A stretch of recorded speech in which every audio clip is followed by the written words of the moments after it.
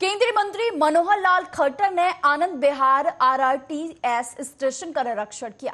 वहीं मनोहर लाल खट्टर का कहना है कि जबकि मेट्रो का उपयोग इंटरसिटी यात्रा के लिए किया जा सकता है, तो आरआरटीएस इंटरसिटी यात्रा का एक अच्छा स्रोत होगा जो दिल्ली को एनसीआर शहरों से जोड़ेगा। लोग 50 से 100 किलोमीटर की यात्रा कर सकेंगे। सिटी ट्रांसपोर्ट सिस्टम में मेट्रो का तो अपना रोल काफ़ी समय से, लगभग 20 वर्षों से बहुत अच्छा लेवल पर चल रहा है, लेकिन ये जो रैपिड सर्विस आरआरटीएस जो सर्विस है, जिसका शुरुआत अब एक पोर्शन पर हो गया है, लेकिन बहुत तेज़ी से काले खां से, सराय काले खां से अन्य रूट्स के पर भी काम चल रहा है। बहुत जल्दी शुरू हो जाएगा और इसकी गति बनने के बाद मेट्रो इंटरसिटी होने के कारण से मेट्रो से थोड़ा लंबी दूरी की भी जो कैपिटल से लोग आने जाने वाले हैं उसका उपयोग कर सकेंगे। लगभग 50 से 100 किलोमीटर तक की दूरियां वो सब आरआरटी से हुआ करेंगी। तो इसका पहला जो ये प्रोजेक्ट है सराय काले खां से मेरठ मोदीपुरम, इस पर काम चल रहा है, कुछ पोर्शन कंप्लीट हुआ। आज मैं यहाँ इस रेलवे स्टेशन को, जो हमारा आरआरटीएस का जो मेट्रो स्टेशन बन रहा है, इसको निरीक्षण किया है। तो बहुत सी नई विधाएं यहाँ जो जुड़ी गई हैं यात्रियों की सुविधाओं के लिए और एक एफिशिएंसी बढ़ाने के लिए, तो बहुत ही एक अच्छा मॉडल तैयार किया गया है। मैं समझता हूँ जैसे तैयार हो जाएगा, जो लोगों को इसका पूरा लाभ मिलेगा और बहुत जल्दी अगले वर्ष तक इसको हम सराय काले खां तक कंप्लीट करके और लोगों को सुविधा जो है पूरी दी जाएगी। सर, आनंद विहार से ट्रायल शुरू हो चुका है आपका, कब तक ये ऑपरेशनल हो सकता है? इसका ऑपरेशन होने का शायद दिसंबर तक हम इसको ऑपरेट करेंगे। अभी ट्रायल फेजेस पर है, 2 रेलवे स्टेशन भी इसके बन रहे हैं, चाहे न्यू अशोक विहार है या फिर ये हमारा आनंद विहार है। तो इसके रेलवे स्टेशन जो मेट्रो स्टेशन ये कंप्लीट हो रहे हैं और अभी ये मेरठ से और साहिबाबाद तक ये कंप्लीट है जो इस समय रनिंग में है। उज्जैन में समृद्ध बुनियादी ढांचे के विकास पर बोलते हुए मध्य प्रदेश के सीएम मोहन यादव का कहना है कि जैसे हरिद्वार में साधुओं और संतों के लिए अच्छे आश्रम हैं, उसी तरह हम उज्जैन में भी उनके लिए इसी तरह के आश्रम विकसित करने के लिए अपना काम जारी रखेंगे। हमने इसका बीड़ा उठाया है। उज्जैन विकास प्राधिकरण के माध्यम से उज्जैन में सभी साधुओं और महामंडलेश्वरों के लिए स्थायी आश्रम बनाने का कार्य सरकार द्वारा किया जा रहा है। तो हम आमंत्रण देकर के स्थायी रूप से उज्जैन में उनके आश्रम बने, इस दिशा में हम प्रयास कर रहे हैं। और इसीलिए परमानेंट रूप से जो आमतौर पर सिंहस्थ में भी जरूरत पड़ती है कि टेम्परेरी सड़क बनाना पड़ती है, टेम्परेरी बिजली, पानी, नाली की व्यवस्था, निकासी, ये जो काम करना पड़ता है वो परमानेंट करा देंगे, ताकि ये जो अभी आपने सबने देखा कि बाद के क्रम में कभी बारिश हो जाती है, उस दरमियान तो टेंट उखड़ जाते हैं या कीचड़ हो जाता है, कई बार कष्ट आते हैं, उस कष्ट का निवारण ये हरिद्वार हमारा आदर्श है। एक तरह से हरिद्वार में ये परमानेंट सब चीजें हैं। तो हरिद्वार की तर्ज पे धार्मिक शहर के नाते से हम अपना एक बड़ा अभियान लेके आ रहे हैं और इसीलिए हमने अपने इस पूरे अभियान में अपने जनप्रतिनिधियों के साथ हमारी पूरी योजना बना ली गई है कि भविष्य में फिर इसी कारण से जो हमारे परमानेंट अखाड़ों के लिए जो हम अभी बात कर रहे हैं, अखाड़े, महामंडलेश्वर, महंत, संत, 2028 का जो सिंहस्थ आएगा, अभी हम अपने इस प्रकार के इंफ्रास्ट्रक्चर जो डेवलप कर रहे हैं कि परमानेंट पुल, परमानेंट 4 लेन, 6 लेन, ये जो बाकी मूल सुविधा जिनको इंफ्रास्ट्रक्चर की सुविधा कह रहे हैं, ये भी हम सारा निर्माण एक साथ चालू अलग अलग प्रकार से कर रहे हैं। तो ये करने के पीछे भाव ही है कि सबसे पहले हमारे इन सारी जगहों पे हमारे संत, महामंडलेश्वर, महंत आ जाएं और जब इनकी सारी पूर्ति हो जाएगी फिर हम सभी प्रकार के समाजों के धर्मशालाओं के लिए भी समान रूप से गुंजाइश देने वाली। वहीं बूंदी विधानसभा उपचुनाव पर केंद्रीय मंत्री शिवराज सिंह चौहान ने कहा कि भाजपा तैयार है। आज हमने कार्यकर्ताओं के साथ बैठक कर रणनीति बनाई है। भाजपा पूरी तरीके से तैयार है और जनता भाजपा के साथ है और बूंदी का उपचुनाव हम भारी बहुमत से जीतेंगे। इंडिया गठबंधन पर उन्होंने कहा कि ये स्वाभाविक गठबंधन नहीं है, ये तो कुछ स्वार्थी लोगों का गठबंधन है। भारतीय जनता पार्टी पूरी तरह से तैयार है, जनता बीजेपी के साथ है और भारी बहुमत से बुधनी का उपचुनाव भी हम जीतेंगे और केवल बुधनी नहीं, विजयपुर भी हमारे योग्य प्रत्याशी मंत्री श्री रामनिवास रावत, वो भी भारी बहुमत से चुनाव जीतेंगे। डबल इंजन की सरकार के काम का जनता में असर है। प्रधानमंत्री नरेंद्र मोदी जी में विश्वास है और यहाँ मोहन जी भी बहुत अच्छा काम कर रहे हैं, तो हम दोनों जगह जीतेंगे। ये बुधनी में भी प्रत्याशी उतार दिया है, महाराष्ट्र में भी, बाकी राज्यों में भी यही स्थिति, यूपी में भी 2 सीटें देने के लिए देखिए, गठबंधन कहीं की ईंट कहीं का रोड़ा है और इसलिए ये स्वाभाविक अलायंस थोड़ी है। ये तो कुछ स्वार्थी लोगों का गठबंधन है जो समान स्वार्थों के आधार पर इकट्ठा होते हैं। इनके बीच कोई सैद्धांतिक सहमति नहीं है, केवल एक ही रट, मोदी जी का विरोध, बीजेपी का विरोध। मोदी जी के विरोध में अंधे लोग देश की प्रगति और विकास को भी बाधित करते हैं, जन कल्याण के कामों पर भी उंगली उठाते हैं, शहीदों की शहादत पर भी सवाल उठाते हैं। ये लोग देश के विकास के लिए नहीं है, जनता के कल्याण के लिए नहीं है। वहीं उत्तर प्रदेश में उपचुनाव पर सपा नेता रामगोपाल यादव ने कहा कि एक तरफा चुनाव होगा, समाजवादी पार्टी भारी बहुमत से जीतेगी, भाजपा अपनी जमानत बचाने का इंतजाम कर ले। भाजपा लोकसभा में भी 80 में से 80 सीटों का दावा कर रही थी। वहीं उन्होंने बहराइच की घटना पर कहा कि कोई सांप्रदायिक दंगा नहीं हो रहा है, दंगा कराया गया है। जो लोग दंगा कर रहे थे उनमें से एक आदमी की गिरफ्तारी भी नहीं हुई है। वो तो यहाँ भी आखिरी नहीं करें, और बसपा ने भी ताकि बताओ देना है। वो तो कोई बात नहीं, वो तो करेंगे, वो तो बीजेपी जो बताएगी तो करें। सर, मिल्की सीट में चुनाव को लेट होने का या चुनाव घोषित नहीं हुआ, इसको लेकर किस तरह से समाजवादी पार्टी देखती है? नहीं, वो तो कानूनन नहीं हो सकता, उसमें कोई साजिश नहीं। बसपा इस बार उपचुनाव लड़ रही है, बसपा इस बार उपचुनाव लड़ रही है, क्या असर पड़ेगा? कोई असर नहीं, उससे क्या असर पड़ेगा? पॉलिटिकल पार्टी को दिखा चुनाव लड़ने का, वो भी लड़ रही, लोकसभा भी लड़ रही। नामांकन में कौन कौन शामिल हो रहे हैं? नामांकन में तो आप जानते हो अंदर 5 आदमी जा सकते हैं, कौन कौन शामिल होने की बात है? सभी लोग हैं, कौन आ रहे हैं? सभी आ रहे हैं। ये बताओ कौन नहीं आ रहा है? सर, तो सीबीआई चंद्रचूड़ ने, अभी आपने को रविवार को जानकारी होगी कि उन्होंने एक बयान दिया है, जब बाबरी मस्जिद के निर्णय चल रहा था उसको लेकर चंद्रचूड़ ने कहा कि हम आस्था दिखा रहे थे और भगवान से प्रार्थना किए थे, जिसके बाद ये निर्णय ले पाए। कैसे सोच देखते हैं? हमें उस पर कोई कमेंट नहीं करा, ये छोड़ो। जो जब भूतों को जिंदा करते हो, मुर्दों को, तो भूत बन जाते हो, जब के पीछे पड़ जाते। Don't talk these problems now. दे आपको कौन प्रॉब्लम, सब कहाँ है वो? अब तो अपनी बाबरी मस्जिद और ये मंदिर दिख रहा है। सर, रविवार की बात है, छोड़ा यार, वो तो जो चूती है तमाम इसी तरह की बातें कहते रहते हैं, तो क्या should I take notice of them?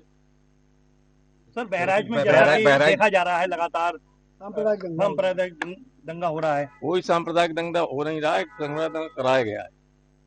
आपने सबने देखा है, दंगा क्यों हुआ देखा नहीं? तो फिर कौन, किसकी वजह से हुआ? किसी के घर पर चढ़ के उसकी रेलिंग तोड़ दो, उसके झंडा उतार के भगवा झंडा लगा दो, जिम्मेदार कौन? उसके बावजूद सरकार बुलडोजर चलाने की तैयारी कर रही है वहाँ पे। जब बुद्धि भ्रष्ट हो जाती है, जब अत्यधिक सत्ता का मद हो जाता है, तो बुद्धि काम करती नहीं है, और इसका पश्चाताप आगे करना ही पड़ता है उन लोगों को जो इस तरह के काम करते हैं। 80 लोगों की गिरफ्तारी हो चुकी है। अच्छा, जो आपने टीवी पे देखे होंगे दंगा करते हुए, उनमें किसी की गिरफ्तारी हुई? जो दंगा कर रहे हैं सरेआम सारा देश देख रहा है, उनमें से एक आदमी की भी गिरफ्तारी हुई हो तो बताइए। साहब, करैल सीट पर भारतीय जनता पार्टी के बड़े बड़े नेताओं ने पूरी ताकत झोंक दी है। कब नहीं झोंकी यार, हमेशा झोंकी है। झोंकी जब कुछ हो, something cannot be produced out of nothing.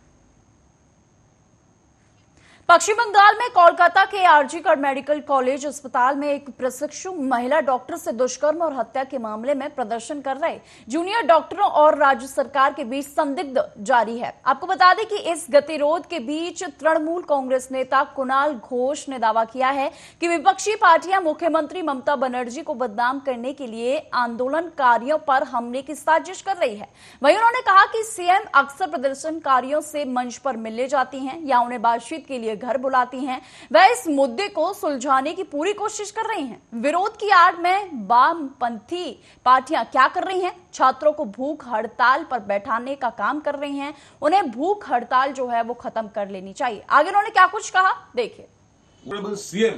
CM bar bar guardian तरह वो वहां पर मंच पे जाते हैं, कभी घर पे बुलाते हैं, कभी मीटिंग करते हैं। ये सॉर्ट आउट करने का पूरा कोशिश सीएम से है, लेकिन ये लेफ्ट और अल्ट्रा लेफ्ट जो कर रहे हैं, हमारा जो लड़के लड़की वहां पर हंगर स्ट्राइक में है, ये तो नहीं होना चाहिए, हेल्दी रहना चाहिए। ये हंगर स्ट्राइक विथड्रॉ करके उसको मीटिंग में जाकर फैसला करना चाहिए।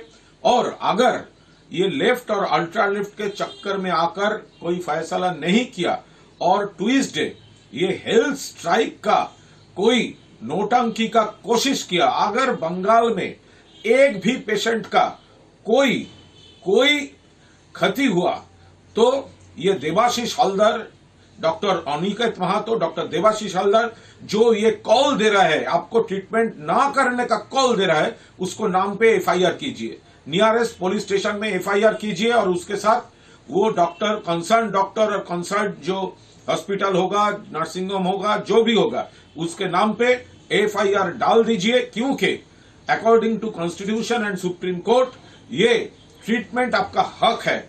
जो लोग आपका हेल्थ के साथ खेल रहे हैं उसको नाम कल एफआईआर में डाल दीजिए।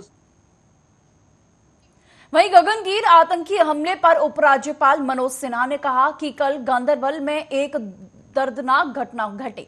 मुझे लगता है कि कोई भी निर्दोष नागरिकों के खून खराबे का समर्थन नहीं करेगा। मुझे उम्मीद है कि जम्मू कश्मीर पुलिस जल्द से जल्द अपराधियों को पहचानने के लिए अपराधियों की पहचान करेगी। मैं शोक संतप्त परिवारों के प्रति हार्दिक संवेदना व्यक्त करता हूं।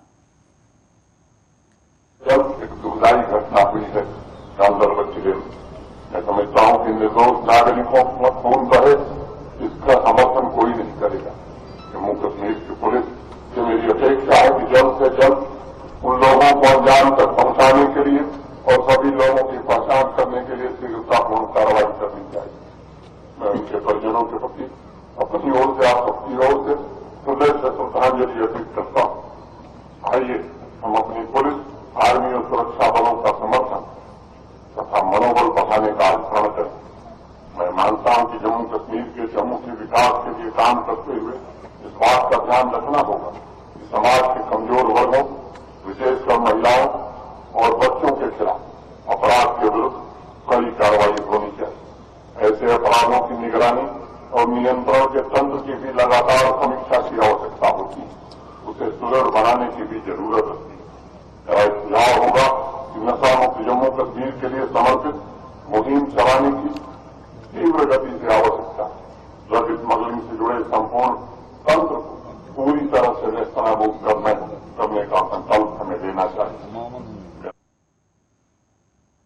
वहीं गांदरबल के गगनगीर में हुई आतंकी घटना में एक मृतक के परिवार से मिलने के बाद जम्मू कश्मीर के एडिशनल डीसी शिशिर गुप्ता ने बताया कि शशि भूषण अब्रोल की इस दुर्घटना जो है वो दर्दनाक घटना है। जिला प्रशासन की तरफ से हर संभव मदद की जाएगी। एफआईआर की कॉपी और शव के बारे में जानकारी परिवार को उपलब्ध कराई जाएगी। जिला प्रशासन की तरफ से मुआवजे को लेकर भी बातचीत हम करेंगे। जो भी ये दर्दनाक हादसा हुआ है, मतलब इनका लॉस जो हुआ है उसकी तो भरपाई नहीं करी जा सकती, लेकिन डिस्ट्रिक्ट एडमिनिस्ट्रेशन की तरफ से जो भी मदद होनी होगी वो की जाएगी। दूसरी बात, ये मैटर यहाँ से हम डीसी गांदरबल से भी टेकअप कर लेंगे, डीसी साहब को, डीसी जम्मू, ठीक है। और जो भी फॉर्मेलिटीज होगी, जो भी लीगल फॉर्मेलिटीज होगी वो फास्ट ट्रैक करके जितना जल्दी हो सकेगा उनकी बॉडी का स्टेटस और जो भी एफआईआर की कॉपी वगैरह जो भी इनको चाहिए वो अवेलेबल करवाएंगे। उसका भी मैं कुछ नहीं बता सकता, बिकॉज फॉर्मेलिटीज वहाँ पे किस पेज पे चल रही है, क्या हो रहा है एक्सेप्ट, वो भी मुझे पता नहीं है। तो कंपनसेशन का गवर्नमेंट जॉब की ये बात कर रहे हैं, उसके लिए प्रोसेस शुरू करना है, वो टेकअप कर लिया जाएगा यहाँ पे डिस्ट्रिक्ट एडमिनिस्ट्रेशन की तरफ से, ठीक है। जो भी प्रोसेस रहता है कंपैशन अपॉइंटमेंट का या जो भी उसके अलावा भी कुछ रहता है, दैट विल बी इंश्योर्ड। जो शशि भूषण अबरोल जो हैं जिनकी डेथ हुई है, बहुत ही मतलब बेहद दर्दनाक हादसा है ये, ठीक है। और जैसा कि मैं पहले भी बता चुका हूँ कि इनकी जो फैमिली को जो लॉस हुआ है उसकी भरपाई कोई नहीं कर सकता है, बट ये इंश्योर किया गया है कि यहाँ से डीसी जम्मू ने डीसी गंदरबल के साथ टेकअप किया जाएगा मैटर, और जितना भी जो प्रोसेस होगा उसको फास्ट ट्रैक किया जाएगा, because as informed by the family इन्होंने बोला है कि अभी तक उनको बॉडी का स्टेटस नहीं पता लगा है, तो लीगल फॉर्मेलिटी जैसे पूरी हो जाएंगी वो सारी कार्रवाई पूरी करवा के जल्द से जल्द बॉडी को यहाँ पे लाया जाएगा।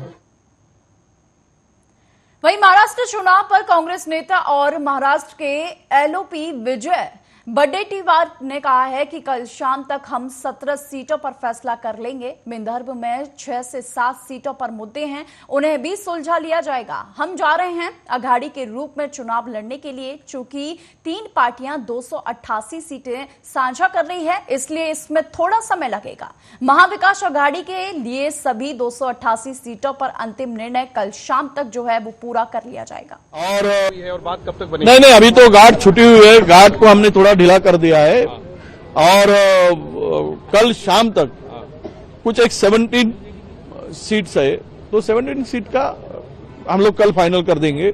विदर्भ में 6-7 सीट का ही प्रॉब्लम है और वो भी सॉल्व हो जाएगा। हम लोग आघाड़ी करके लड़ने जा रहे और आघाड़ी करके लड़ेंगे। होता है 3 पार्टियां है, 3 पार्टी और 288 सीट्स का शेयरिंग था, और एक सीट को लेकर समय थोड़ा सा गया जरूर, और हर पार्टी को लगता है कि हमने लड़ना चाहिए, कार्यकर्ताओं को भी थोड़ी नाराजगी होती है। इस सब में रास्ता निकालकर हम आज तक जो हुआ है वो करीबन क्लोज होते आया है, और कल शाम तक पूरे के पूरे 288 सीटों पर महाविकास आघाड़ी के उम्मीदवार का सीट शेयरिंग का निर्णय भी अंतिम होगा, और उम्मीदवार भी कल शाम तक निर्णय। आप बड़ी बात कह रहे हैं कि कल तक सीट शेयरिंग कल तक अनाउंस हो जाएगा। अभी तो मैक्सिमम हो गए 16-17 सीट पे ही चला है। ये 16-17 सीट हम लोग आज स्क्रीनिंग करके रात में जा रहे हैं मुंबई। कल मॉर्निंग में मुंबई में मीटिंग होगी और हम आगे बढ़ेंगे। सर, क्या खड़गे जी या राहुल जी से उद्धव ठाकरे पहली लिस्ट कांग्रेस की आज शाम को स्क्रीनिंग के बाद शाम को लेट या कल तक आएगी, ऐसी संभावना है। सर, क्या खबर मध्य प्रदेश के पिपरिया से है, जहां डीएपी खाद की कमी से किसानों को काफी परेशानियों का सामना करना पड़ रहा है। वहीं नेता और अधिकारियों का कहना है कि खाद की कोई कमी नहीं है, परंतु डबल लॉक और एमपी एग्रो वेयर हाउस में हजारों किसानों की भीड़ खाद की कमी को स्वयं प्रदर्शित कर रही है। यहां तक खाद बिक्री के टोकन वितरण को लेकर पुलिस प्रशासन को व्यवस्था बनानी जो है वो पड़ रही है। अधिकृत विक्रेता आउट ऑफ स्टॉक के बोर्ड लगाकर किसानों को गुमराह करने की कोशिश कर रहे हैं। वहीं सूत्रों के अनुसार प्राइवेट दुकानदार 1350 रुपए का डीएपी को 1600 रुपए से 1800 रुपए प्रति बैग तक बेच रहे हैं। किसानों की माने तो उन्हें कई दिनों तक सरकारी खाद केंद्रों के चक्कर जो हैं उन्हें लगाने पड़ रहे हैं। इसके बाद भी उन्हें डीएपी उपलब्ध नहीं किया जा रहा है। हाँ। वो डबल लाइन लग गई और धक्का मुक्की में देखो, मैं गर्मी लगी और वहीं जो चक्कर आ लगे निकल के आ गया है। मैं 9 बजे रात को लगाऊं भैया, 9 बजे रात के। कितनी डीएपी चाहिए आपको? मेरा भैया 15 बोरी चाहिए। 15 तो रात में कितने बजे बैठे? पुलिस प्रशासन रात 3 बजे रात के आई, तो उनसे ही मेरी चर्चा भाई है, नहीं वीडियो बना के ले गए। रात को बैठा को नहीं यहाँ प्रशासन तक बता दे। राजकुमार पटेल पार्क का नाम है, राजकुमार पटेल पार्क ही। हेमराज चौधरी है, सोजनी रहने वाला। यहाँ किसके लिए आए हैं? सर डीएपी लेने के लिए आए हैं। कितनी एकड़ जमीन है आपके पास? हमारे पास 7 एकड़ जमीन है। तो यहाँ की क्या स्थिति दिख रही है आपको? यहाँ क्या, हम रात तक 9 बजे रात के पड़े, बिस्तर यहीं सोए हैं। उसके बाद भी कुछ हालात है मिलने के? भीड़ वालों दिन वालों हटा था, इतने धक्का मुक्की मार कर पीटिया हम बाहर है, और क्या करे हालात, हाथ मिल नहीं पा रहा इतनी गदर में। और आपने जनप्रतिनिधियों कोई नेताओं से इस संबंध में बात की क्या? अरे कहाँ नेता मिल रहा है इस समय भाई, कोई नेता नहीं मिल रहा है। सब नेता अपने अपने घर बैठे वोट लेकर। हमारे यहाँ के विधायक और सांसद जी भी यहाँ के लोकल के हैं। दर्शन सिंह सांसद जी नहीं आ रहे, नागवंत सिंह भी आ रहा है, कोई नहीं आ रहा है। सब पे तो लेकर पैसा कमा रहा है और बैठे जनता प्राण ले रहा है, और क्या कर रहा है? बताओ, हमें खाद नहीं मिल रहा, मिलो 3 दिन से फिर रहा है। देव भानु राणे। कहाँ, किस गांव से हैं? मैं महुआ खेड़ा कला। तो यहाँ किस लिए आए हैं? मैं डीएपी लेने आया हूँ। तो क्या हाल दिख रहे हैं आपके? यहाँ स्थिति अनकंट्रोल है। यहाँ ना तो गोदाम खुलने दे रहे किसान, ना 15 दिन से घूम रहे हैं, ना कहीं डीएपी मिल रही है। एमपी एग्रो गए, डीएमओ गोदाम गए, सेमरी गए, कहीं नहीं है, मार्केट में भी नहीं है। तो क्या किसानी के लिए क्या फिर आप क्या कहेंगे, नेता अधिकारी या इनसे क्या कहना चाहेंगे आप? नेता अधिकारी बस इलेक्शन तक रहते हैं, जब तक वोट लेना, जब तक किसानों के साथ है, नहीं तो वो अपने अपने उस स्थानों पे हैं। और क्या है, तो आप यानी ना नेताओं से खुश हैं ना अधिकारियों से खुश हैं? नहीं, अधिकारी क्या करें, अधिकारियों का तो सपोर्ट है, मगर स्थिति क्या है कि यहाँ जितना माल होगा वो ही तो देंगे ये लोग। अधिकारी क्या करेगा भाई, जो उपलब्ध होगा वो ही दे पाएगा। मगर यहाँ स्थिति ये है कि 2000 बोरी आई है DAP की और किसान है 2000। कांग्रेस के महाराष्ट्र प्रभारी रमेश चेन्नीथला का कहना है कि महाविकास अघाड़ी में कोई मतभेद नहीं है, हम एकजुट हैं, सीटों को लेकर बातचीत चल रही है, इससे जल्द ही सुलझा लिया जाएगा। वहीं वायनाड लोकसभा उपचुनाव के लिए कांग्रेस उम्मीदवार प्रियंका गांधी वाड्रा पर पार्टी नेता रमेश चेन्नीथला का कहना है कि प्रियंका गांधी वायनाड से चुनाव लड़ेंगी, वह परसों अपना नामांकन दाखिल करेंगी, हम सभी वहां जा रहे हैं, वह जीतेंगी बड़े अंतर से। प्रियंका गांधी जी वायनाड में चुनाव लड़ेंगे, परसों नामांकन पत्र दाखिल करेंगे, हम सब लोग उधर पे जा रहे हैं। बहुत ज्यादा जो पहले था उससे ज्यादा वोटों से जीत जाएंगे। सर महाराष्ट्र में पूरी बहुमत मिल जाएगा, अच्छा हो जाएगा। अब जनता उसके लिए पूरा तैयारी चल रही है, कांग्रेस पार्टी का और UDF का, और पूरा तैयारी के साथ वो नॉमिनेशन परसों देने वाले तैयारी चल रहे हैं। हम लोग बाद में आपको बताएंगे। पूरा राहुल जी भी आएंगे, प्रियंका जी भी आएंगे, बाकी लोग भी आएंगे, अच्छा तैयारी है। थोड़ा झगड़ा चल रहा है ऐसा दिख रहा है। नहीं, कोई झगड़ा नहीं है, सब एक साथ है। फिर सीटों में थोड़ा सा बात चल रहे हैं, इसे जल्दी से जल्दी निपटा देंगे। जल्दी हो जाए। आज हमारा CEC है। सर कांग्रेस के सीट पर ही बाकी आपके जो दोस्त पार्टी है वो क्लेम कर रहे हैं, ऐसा दिख रहा है। तो नहीं, वो तो अलायंस में हर पार्टी अपना अपना अधिकार बताते हैं, उसमें कोई तर्क की बात नहीं है, कोई मतभेद की बात नहीं है।